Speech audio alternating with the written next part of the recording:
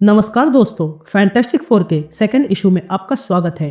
तो पिछले इशू में आपने देखा कि फैंटास्टिक फोर डॉक्टर डूम को रोकने गए थे, लेकिन तभी डूम परेशान होकर फैंटास्टिक फोर के चारों मेंबर को अलग अलग टाइमलाइन में भेज देता है। लेकिन तभी जॉनी स्टॉर्म एक समय में अपनी टाइमिंग और तारीख एक चट्टान पर लिख देता है, जिसे फिर दूसरे समय में द थिंग ढूंढकर उस पर अपना समय लिख देता है, और फिर एक और समय में रीड रिचर्ड्स उस चट्टान को ढूंढकर अपना समय लिखता है ताकि सुजन उन सबको ढूंढ सके।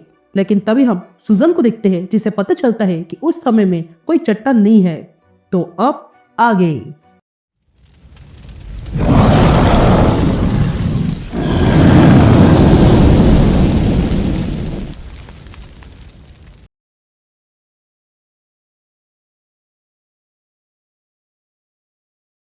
या हम सुजन को देखते हैं जो वहीं पर उस चट्टान को ढूंढ रही थी। तभी हमें सुजन की आवाज सुनाई देती है जो कहती है, हमने सबसे बड़े और पुरानी चट्टान के अंदर लोकेटर डाल दिया है और उस स्टोन को फॉरवर्ड स्टोन कहते हैं, पर वो कोई ट्रैकिंग सिग्नल नहीं भेज रहा है जैसा कि भेजना चाहिए था। लगता है रीड का ट्रांसमीटर लंबे समय तक नहीं टिक पाया। मैं लकी हूँ क्योंकि ये अर्थ अब भी सांस लेने के लायक है, पर बिना पानी के ये कुछ नहीं है। मैं हमेशा के लिए इनविजिबल नहीं रह सकती हूँ। ये कहते ही सुजन एक गुफा के पास आती है और कहती है, मुझे यहाँ पर एक गुफा मिली है और अगर वो गहरी होगी तो मुझे इस गर्मी से आराम मिल जाएगा और वहां पर इनविजिबल से मैं बाहर आ सकती हूँ। मैं जैसे ही अंदर जा रही हूँ वैसे ही यहाँ गहरा अंधेरा होते जा रहा है, इसलिए मैं फिर एक बार लाइट को बेंड किया और वो इस गुफा के कॉर्नर में लाया ताकि यहाँ उजाला हो सके, और फिर मुझे वो मिल गया और वो था पानी। ये जगह कभी बर्फ से ढकी हुई थी, इसलिए यहाँ पर पानी है। ये कहते ही सुजन देखती है कि वहां पर बहुत ही छोटे हिस्से में पानी था। तभी आगे सुजन कहती है, मैंने लाइट को बेंड किया और यहाँ लाया और उसे माइक्रोस्कोप के लेंस जैसा बनाया और देखने लगी, और तब मुझे पता चला कि मैं यहाँ अकेली नहीं हूँ। ये जो मुझे दिख रहा है वो इस अर्थ का आखिरी जीवन है। इस अर्थ पर कभी जीवन हुआ करता था, पर फिर वे सब लोग तरक्की करने लगे और स्पेस तक पहुंच गए और फिर खत्म हो गए। लेकिन ये बैक्टीरिया अब भी यहीं पर है। ये लोग यहाँ सबसे पहले आए थे और आज भी है, और जब लोग पूरी तरह खत्म हो जाएंगे तब भी ये अर्थ मर जाएगा। मैं इस पानी को पी नहीं सकती हूँ क्योंकि ये गलत है। ये बैक्टीरिया यहाँ तक आए और मैं इन्हें खत्म नहीं कर सकती हूँ, पर मुझे कुछ ना कुछ रास्ता निकालना होगा। ये कहकर सुजन वहीं पर बैठ जाती है।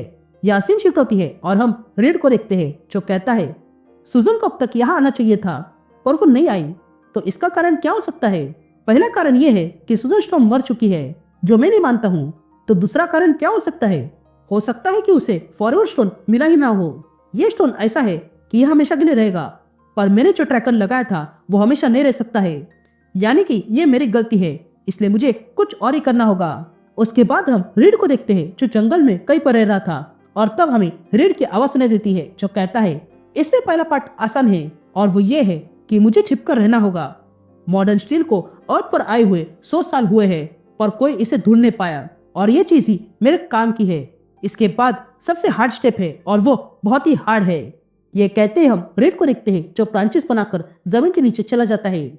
या हम सुजन को देखते हैं जो वही गुफा में बैठी हुई थी, और तब वो कहती है, सोचो सू, तुम यहाँ अकेले नहीं हो।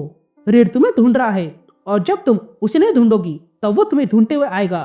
तुमने ऐसे ही किसी के साथ शादी नहीं की है, तो सोचो वो क्या कर रहा होगा।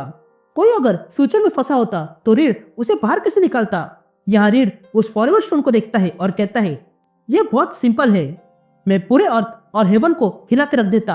या सुजन भी यही कहती है और तुरंत अपनी फोर्स फील्ड बनाकर बाहर आती है और कहती है, मैंने अपने आप को आसमान में जितना हो सके उतना ऊपर ले गई और मैं सांस ले पा रही हूँ। मैं अपनी पूरी ताकत लगा रही हूँ जिससे मैं अपनी सारी रिजर्व खत्म कर रही हूँ, और अब मैं ऊंचाई पर पहुंच चुकी हूँ।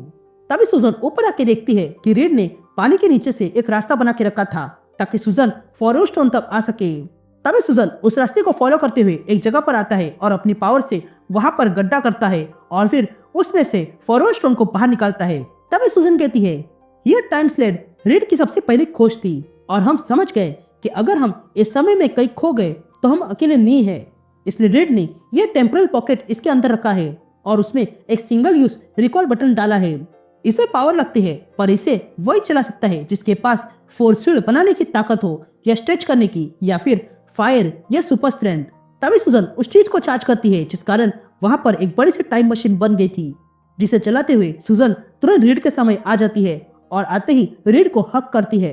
उसके बाद सुजन और रीड जॉनी के समय आते हैं और उसे पिक करते हैं और फिर बेन के समय जाकर उसे भी पिक करते हैं। यहाँ हम उसी समय पहुंच जाते हैं जब डूम ने फैंटास्टिक फोर को गायब किया था, लेकिन तभी डूम देखता है कि अचानक से फैंटास्टिक फोर उसके सामने आ चुके थे। ये देखकर डूम हैरान रह जाता है। तभी फैंटास्टिक फोर फिर से हमला कर देते हैं। ये देखकर डूम कहता है, तुम लोग मरते क्यों नहीं? लेकिन तभी बेन डूम को जोरदार पंच मारता है और दीवार पे पटकता है और फिर जॉनी अपनी हिट से डूम को जला देता है। तभी डूम कहता है, तुम लोग टाइम स्लेट से यहाँ आए और वो मुझे कैसे नहीं दिखे? जिस पर रीड डूम से कहता है, वो इसलिए क्योंकि मैंने वो तुमसे छुपा के रखा था। तभी डूम रीड पर हमला करता है और कहता है, हर बार तुम्हें जताना होता है कि तुमने क्या किया, लेकिन अब शांत हो जाओ। मैंने तुम्हें पहले भी समझाया था, इसलिए तुम अब वही सुनोगे जो तुम सुनना चाहते हो।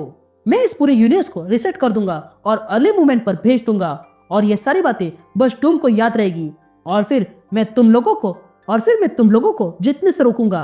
जिस पर रीड कहता है, ये अच्छा है, हम तुम्हें हराएंगे, तुम्हारे प्लान में खाने निकालेंगे ताकि वो फेल हो जाए और फिर तुम रिसेट कर दोगे ताकि जो हुआ है वो कभी ना हो सके। इससे तो तुम सिर्फ अपनी गलतियां दिखा रहे हो। जिस पर डूम कहता है, हाँ रिचर्ड्स, हारने के चक्कर में टाइम को बैन करना एक आदमी को आता है और वो है डूम। तभी सुजन डूम से कहती है, मेरी फोर्स फील्ड हम सबको बचा लेगी।